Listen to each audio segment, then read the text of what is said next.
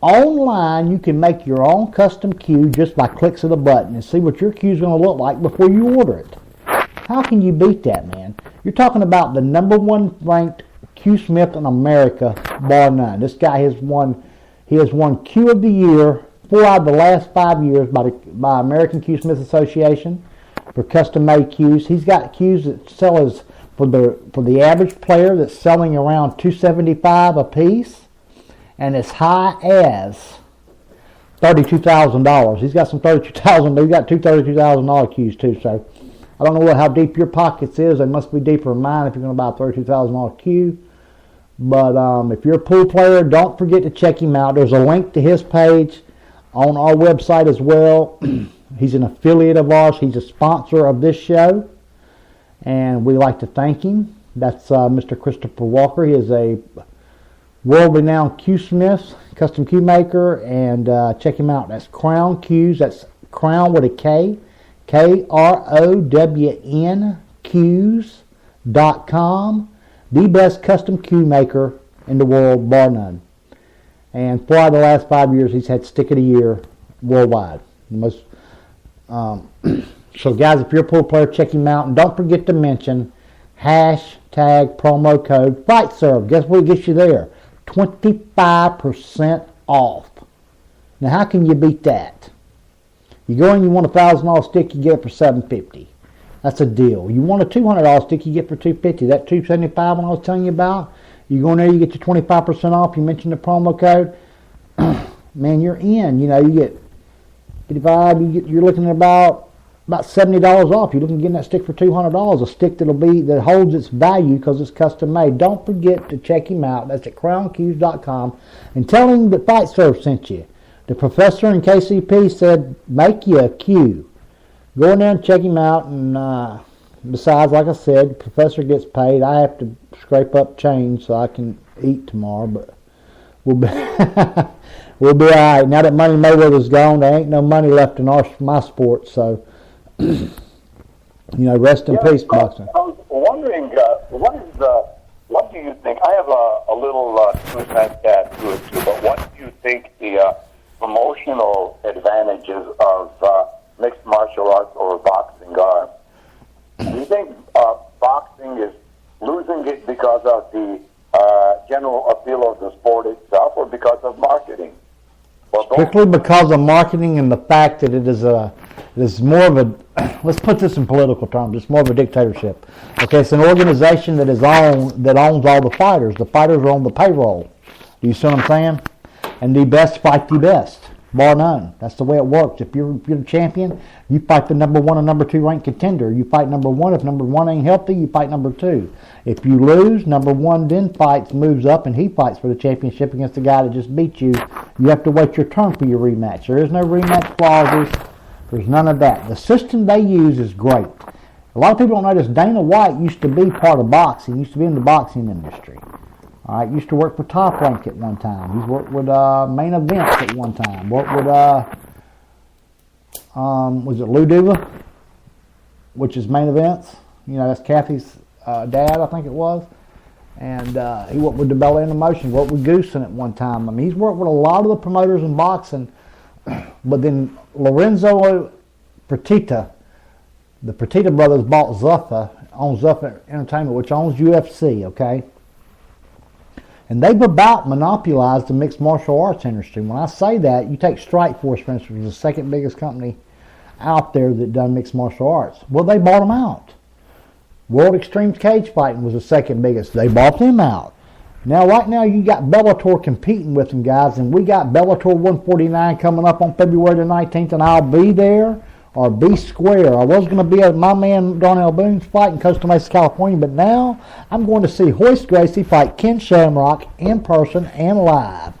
Doing a show from the arena that night.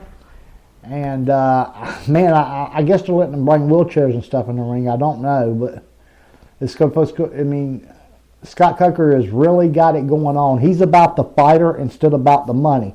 Here's the problem I have with the UFC. They are an organization, okay?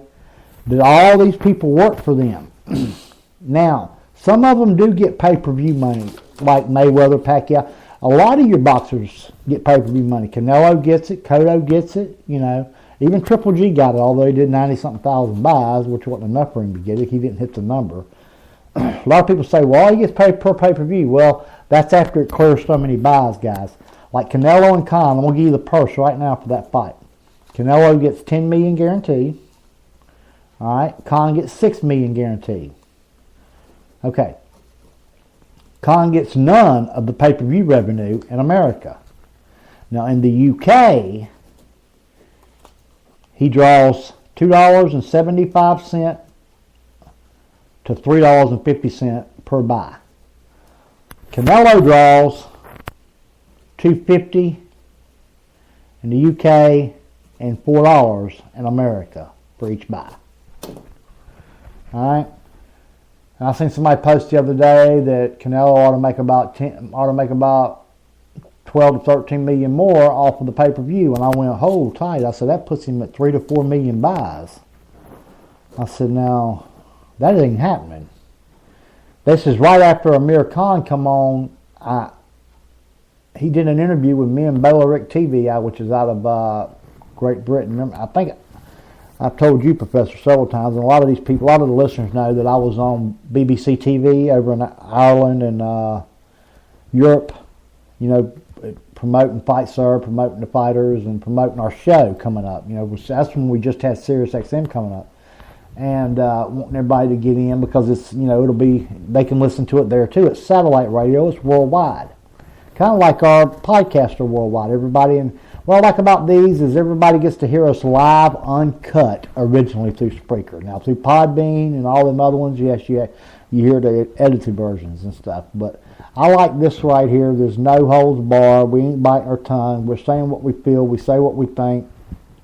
Don't have a filter on my mouth. And I'm telling you from my heart and from my brain what I think about this sport. And I've been in this sport or around this sport for over 30 years now.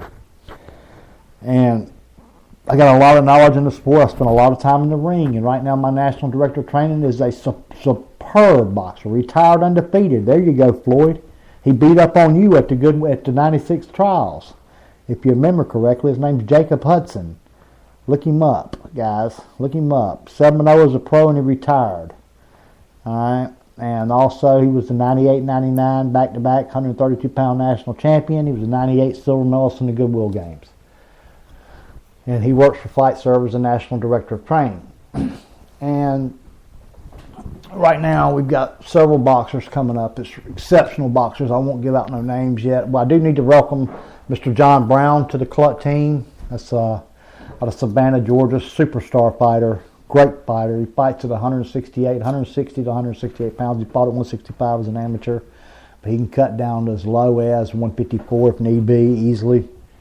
But we're going to fight him at 160 to 168. I mean, by the time he gets there, I think Triple G will be old enough. I mean, coming in, he'll be on Geritol and everything. He'll be coming in. We might be able to knock Triple G out by then. So,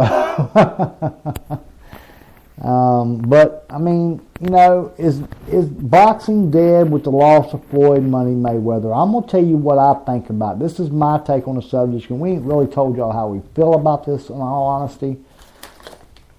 I believe boxing is going to suffer a little bit, okay? Don't get me wrong. It's going to suffer on the pay-per-view side of the sport. Now, am I a fan of Al Heyman? No, I am not, okay? He is good to his fighters. Like I said, 2 of my guys have been with him. You know, Vernon Forrest was his very first fighter. Vernon was my lifelong best friend. You know, it was a pallbearer at my son's funeral. Paul Williams was with him. Okay, so I can't fuss about Al, but I don't know if Professor's familiar with this or not, but the deal he done with Layman Brewster pissed me off. All right, and everybody knows that knows me and has heard me on the show, all 17 million people that's listening to everything since I started back in, the day of the Fury-Klitschko fight. My first podcast came out that morning. All right, and when I announced Fury will win that fight. Now, you know, we got a rematch coming up on that, and I think that's within the next 2 months too, isn't it, Professor? Yeah, don't think that that's what's going to save boxing. So, and There's I nothing. do have some of my own ideas. First, in conjunction with yours, the matter of promoting, I think it manifests itself in this way in the records that in mixed martial arts, just about everybody loses. Am I correct? Unless your name's Conor McGregor, you do, yeah. Yeah, but you know, like you don't run up a record of 33-0. No, I ain't. John Jones is on pace to do it, but that's the only fighter I know of. Yeah, but that's because of this scheduling where if the fans really want to see the best against the best, well, you know, in the middleweight division, at least put the champions against each other. It's not enough to have a whole bunch of different champions and new things, interim champion, silver champion, and whatnot, that I don't even understand. I'm not smart enough to understand that. But if you just look at the middleweight division, who among them would seem to be the most legitimate champion? It's Gennady Golovkin. Exactly. So he should be at least matched against somebody who has a belt. Whether it's a halfway legitimate belt or lucky because of matchmaking or whatever it is. But here's a big name fighter who has the lineal middleweight belt, Saul Alvarez. And anybody, the most casual fan, like me, for example, could tell you that Golovkin ought to be fighting Alvarez. So they're not fighting because Alvarez said, refresh my memory. Tell our fans, what is it that he said he needed to do before he fought Gennady Golovkin? Who's that? Canelo? Yes. Oh, he needed to try to get First thing is he wanted him to fight at 155, guys, which everybody knows this. And then second, after clarifying that he would fight at 160, he needed a warm-up fight at 160 first. Right, exactly what you told me privately during one of the breaks, that Alvarez's reason for not fighting him right away is that he needs a little experience at 160. So his tune-up weight is at what weight? 155. And is it against It's in the Canelo division. Is it at least against a legitimate junior middleweight coming up? No. Now you're starting to try to be funny, Professor. No, he's not fighting either one of the Charlo brothers. He's not fighting Laura again.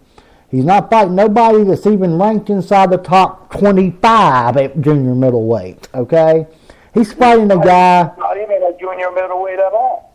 He's fighting a guy that is ranked number 8 on some ranking systems and as low as number 16 at some ranking systems at 147, which is the welterweight division. A guy up until about 4 fights ago was a junior welterweight.